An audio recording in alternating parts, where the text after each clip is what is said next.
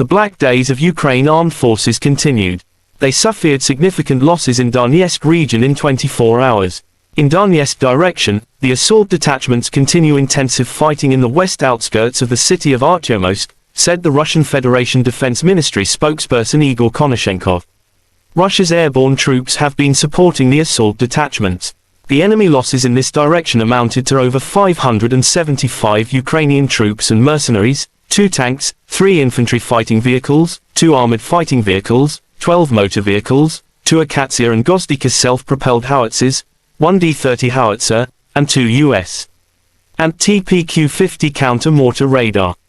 In total, the armed forces of Ukraine lost 413 jet fighters and 230 helicopters, 3,901 unmanned aerial vehicles, 421 air defense missile systems, 8,904 tanks and other armored combat vehicles, 1,095 combat vehicles equipped with MLRS, 4,688 field artillery cannons and mortars, as well as 9,843 units of special military equipment have been destroyed during the special military operation, said Konashenkov. The other side from Kiev, the armed forces of Ukraine said Russia lost 580 servicemen within a day, including 3 tanks, 3 armored vehicles, 21 cruise missiles and 4 drones. In total, Russia lost 1,900,040 servicemen during the full-scale aggression.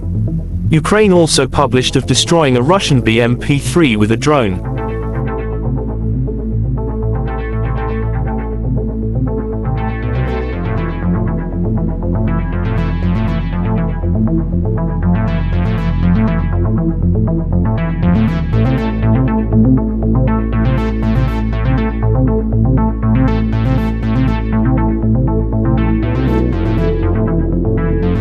Terima kasih sudah nonton. Jangan lupa like, subscribe, dan share ya.